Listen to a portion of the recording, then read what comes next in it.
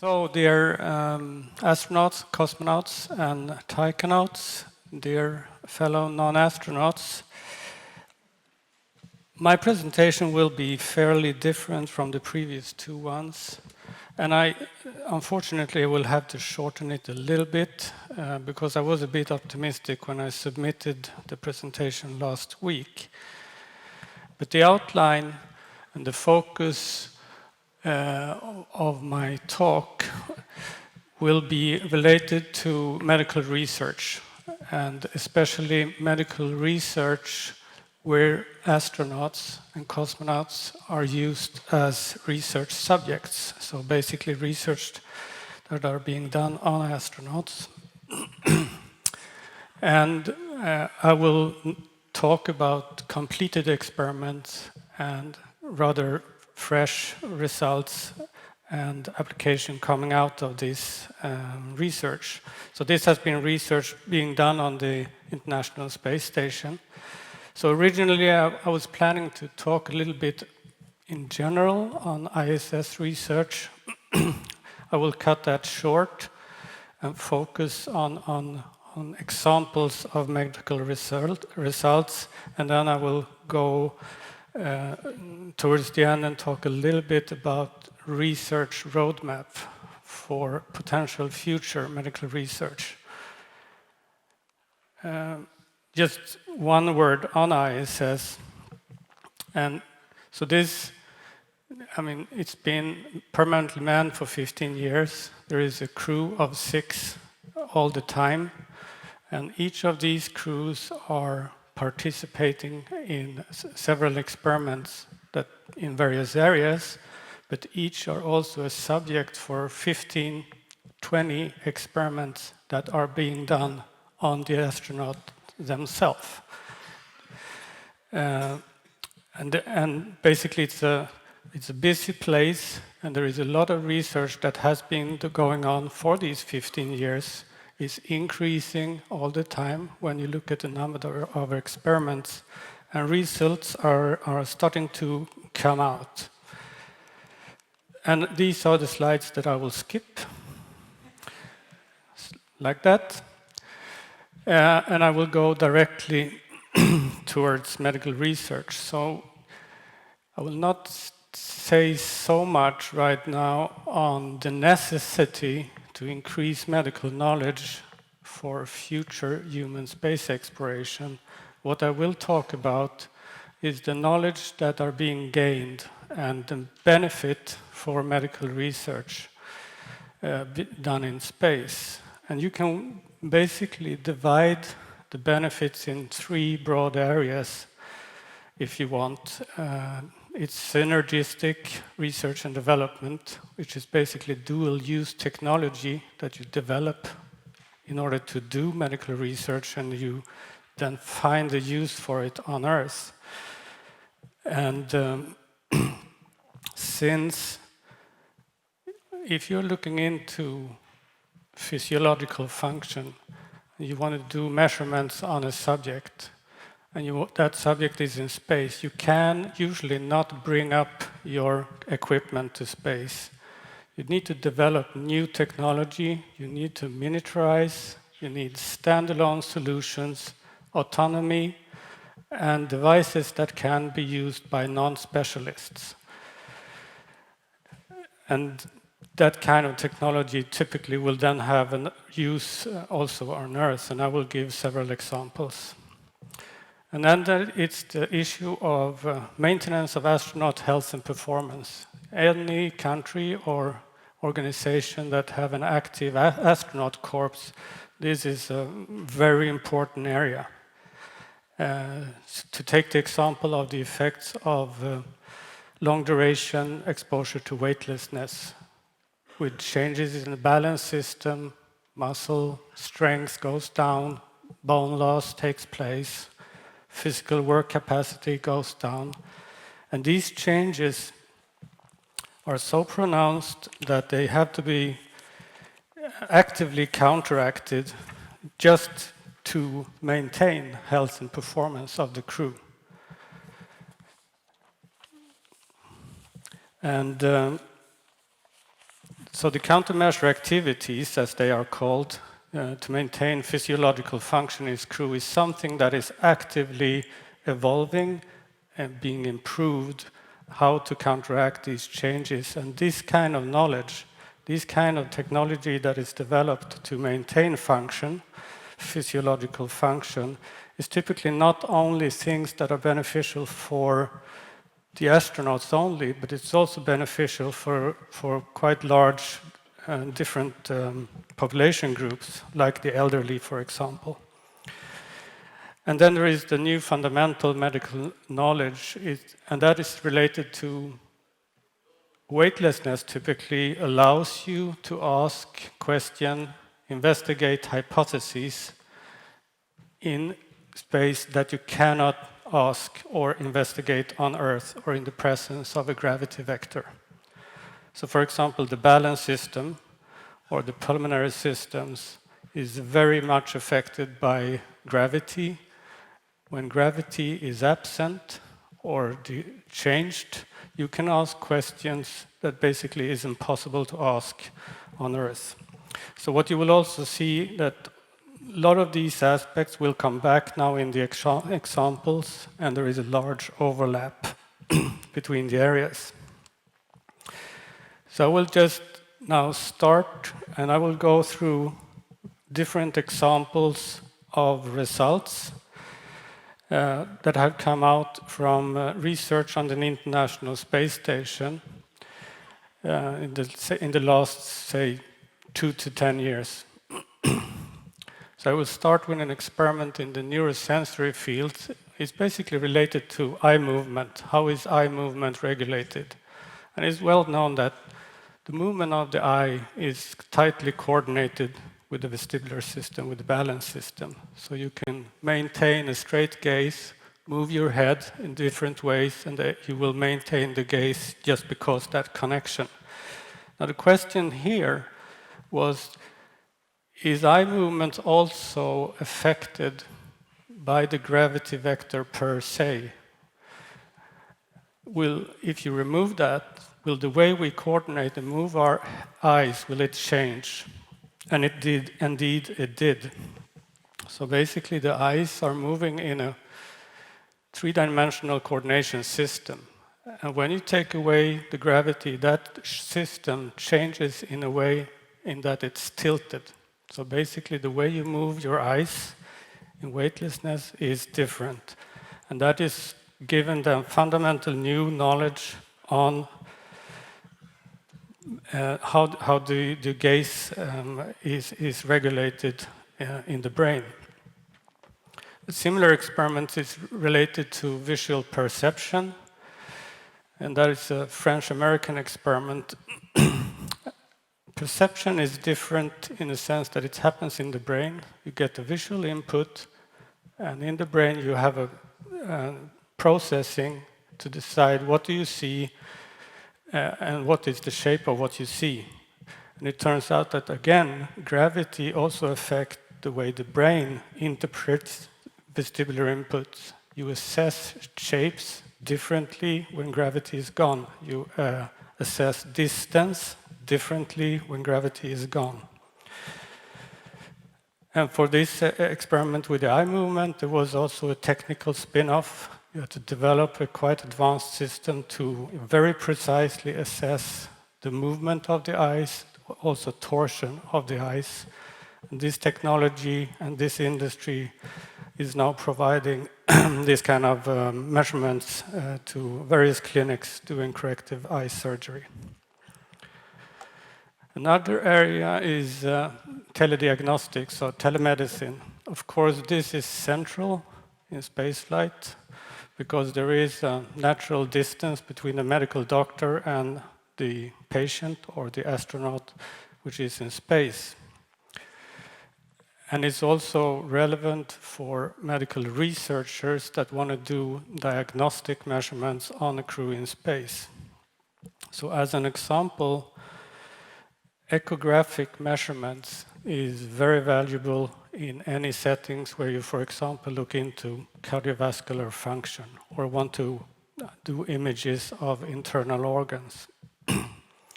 Thing is, with this technology is it's operator dependent. You need to be quite trained in order to do high quality measurements here.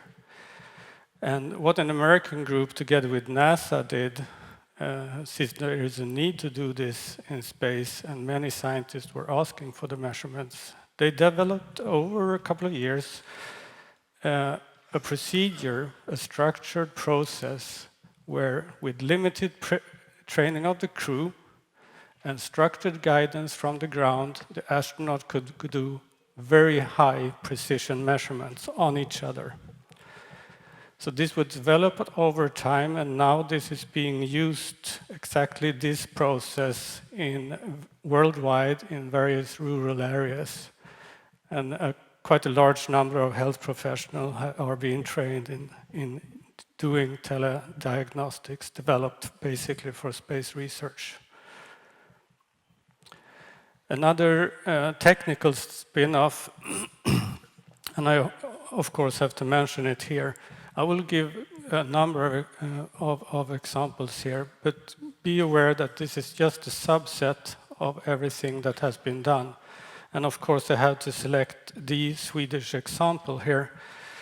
And this is coming from a group of scientists that's looked into lung function in microgravity for 2 decades now. And they wanted to look into exhaled nitric oxide. So nitric oxide is a metabolic marker of airway inflammation. And the concentration in exhaled air, when it increases, it's marking then an inflammation, which could be due to a cold, or it could be connected to asthmatic severity, for example. These measurements are not easy. The concentration is parts per billion. So you need very accurate technology. And if you want to do this in space, again, you need to develop a specific machine to do it. And this was done by the aircraft company here in Sweden, together with funding from European Space Agency. And they miniaturized this technology. You could do the experiment in space, and now this device can be used in an office of a general practitioner or even at home and an asthmatic person. And the thing is that you can here follow the progression of the disease, and you will see that before you get any worse symptoms, you will see the increase in nitric oxide. So it's quite a good help now. And everybody knows about bone loss and spaceflight, of course. It's have been a real issue. Astronaut can lose 1 to 2% of bone mass per month, and that over a 6-month expedition could be more than 10%. And there's different ways how this is then, of course, been tried to counteract this loss. Typically, a lot of exercise, treadmill running, strength training. The problem with exercise in weightlessness is that sometimes it's difficult to provide high load to muscle and bone in a physiological, meaningful manner. But what happened in 2008 was that a new strength training machine was launched called Advanced Resistive Exercise Device. And that allowed very comprehensive, heavy strength training on orbit. And what was seen that up to that point, it had been difficult to prevent bone loss. It was still significant loss, even though there was a lot of training. After that point in time, with heavy strength training and proper nutrition, enough energy intake, vitamin D and everything else is properly taken care of, the bone loss decreased significantly.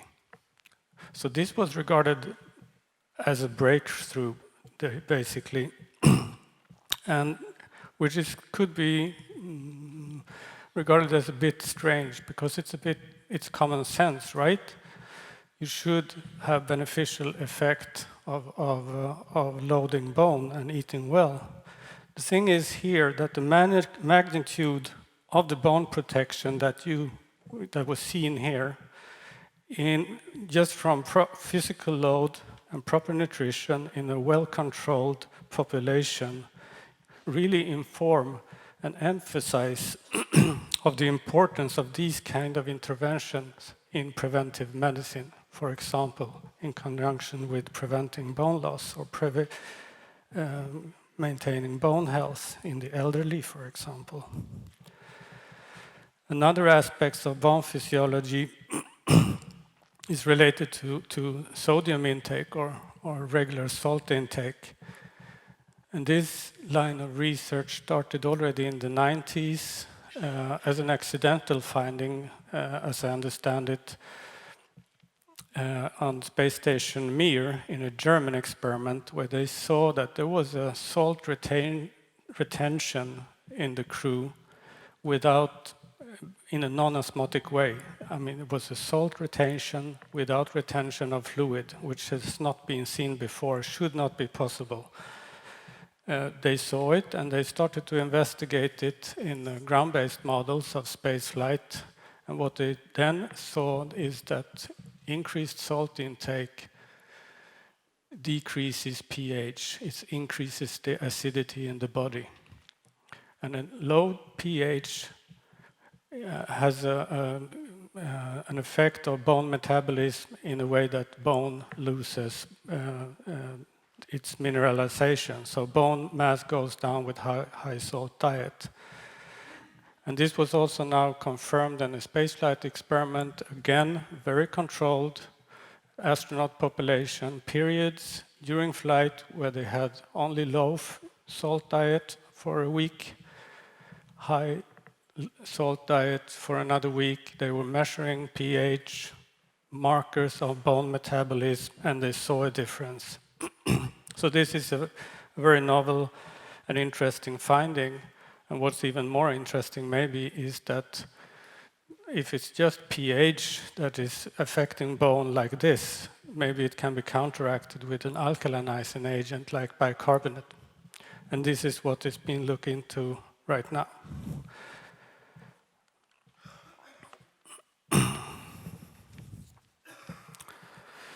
And the immunological system is another interesting area. The immune function in crew changes, it's clear.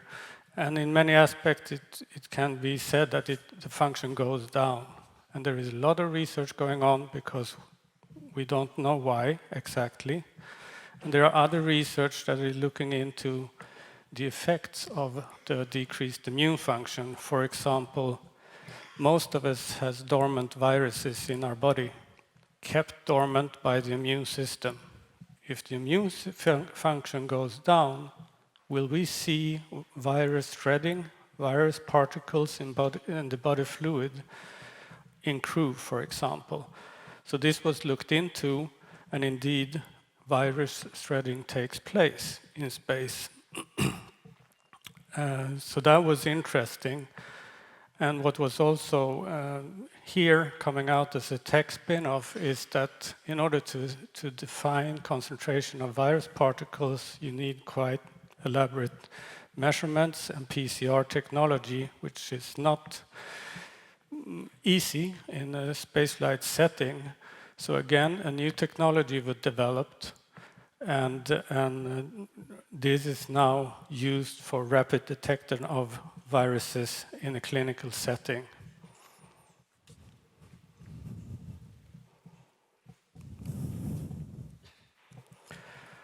Another example, also now very different, the regulation of body temperature. It's physiology and it's physics. It's physics because if you stand still, the heat of your body will warm the air surrounding the body, and the air will start to flow, and you will have a passive convection, which cools the body. Microgravity, that is not happening. So you will not have that passive convection or cooling flow of air in the same way as on ground. There are other changes taking place, which is physiology. The blood in the body will be pooled centrally and toward the head. There's another blood distribution. And that will probably also affect the temperature regulation. So this led Americans and a German scientist to look into this. Again, of course, scientific technology was developed, a non-invasive heat flux sensor that can measure core temperature just by attaching a sensor to the forehead or the chest. And then they assessed body temperature during standardized sets of exercise. And indeed, of course, temperature increases much more when you do a defined set of exercise in weightlessness. And in many cases, it increased so much so that it actually induced fatigue in itself, just an effect of the increased temperature. So that is interesting in view of designing work tasks for crew, but it's also knowledge and it's technology that is being used in population working in extreme environments, like firefighters, soldiers in warm climate, or miners, for example. And then this we heard about this morning, the rather recent discovery that a large part of the long-duration space flyers get vision impairment. So it's regarded as one of the main medical risks with long-duration spaceflight. So when they started to see this, they investigated, did eye examination, and what they saw was indicating that intracranial pressure might be the cause for these vision changes. The question is, why would they get high intracranial pressure? It can surely not be just the blood distribution, because you have a similar distribution every time you lay down in a supine position. It has to be something else. You could not look in the textbook and find an explanation to this. It's still basically unknown, but there is speculation. Is it the elevated carbon dioxide level on the station? Carbon dioxide widens the brain, the vessels in the brain. Sodium intake with increased blood pressure. Is it this new training device that they can train so hard that they train with a higher blood pressure, and maybe that is creating it? With a lot of speculation, and there is a lot of research going on in this area right now. There is, to my knowledge, not any solution yet, but there is a lot of knowledge that is being gained, as is always the case when you cannot explain the findings from regular knowledge. So this is one example from a nutrition group in Houston, led by Scott Smith, and he looked into basically metabolites, in this case homocysteine levels in different crew. Now the level of this substance varies depending on the genetic makeup of the person. So there is a genetic polymorphism. That is normal. But what he saw is that those that has a genetic makeup that accumulates this substance, these are the ones that get the vision problem. And the other one don't get it. So this is not saying that you know the reason for the problem, but there is a clue for at least a part of understanding the problem. So this kind of research is going on, and we will for sure have broad implication in clinical settings and also changing textbooks. And I will end with two simple experiments that look very simple, but if you look at the results, it provides basic information for new basic knowledge. So this one if you look at the picture in the middle there, it's an obstacle course. So this scientist had the crew running an obstacle course around different, in a track, and try to do it as fast as they could. So of course, after flight, they couldn't complete this course as quickly as before flight because of balance issue, muscle coordination, and these kind of things. And they also showed that it takes about 2 weeks to get back to normal.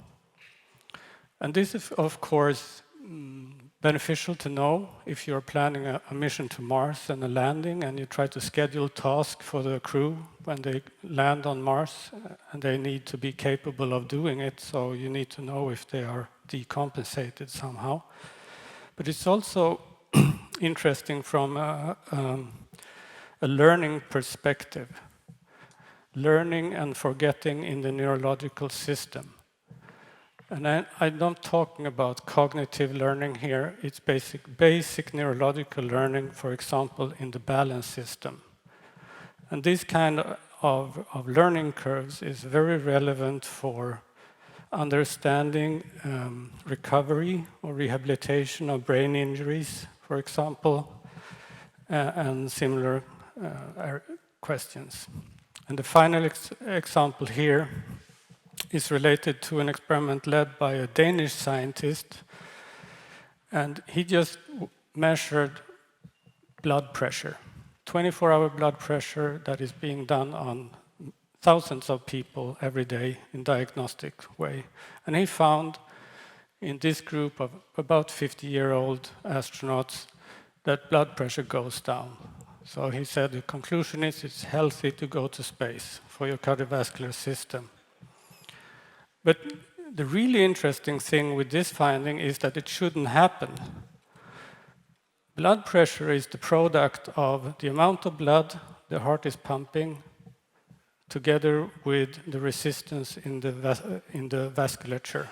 And we know that the amount of blood that the heart is pumping is increased in space. We know that the sympathetic system with norepinephrine is slightly increased in space, which should give a higher resistance. So what you should see, following the information you have and the textbooks as they are today, is that blood pressure goes up, but it doesn't. So this kind of rather straightforward experiments very often brings very surprising findings in space. So finally, I will just say a couple of words about roadmaps. And these roadmaps of medical research in space typically are connected to preparation for space exploration, human space exploration. So it's about risk mitigation. And it basically, they started because human space exploration, you will have a mission with a biological system and a technological system. And both systems need to work for mission success. If you then, the biological system is putting constraints and boundaries towards the technical system, it becomes complicated, which is typically why you see a lot of innovative solutions in human spaceflight. And it's also the reason why you need to increase the knowledge, the medical knowledge, to understand and define the constraints and requirements coming from the biological system. And this is why you have roadmaps. And I just list here examples of existing roadmaps and a risk matrix of from an international roadmap, where basically a list of various medical risks and color risk matrix, as in usual risk assessment. And the different scenarios in this case is ISS 6 months, going to the moon, going to deep space, or going to Mars. And the message here is that it's right now would probably be medically risky to go to Mars. And with that, I want to say that, of course, I'm not the subject matter expert in all these experiments that I mentioned, but I got the information directly or indirectly from the scientists behind those experiments. And I got a lot of information from the ISS program forum and the HRV program at NASA. And with that, I want to thank you.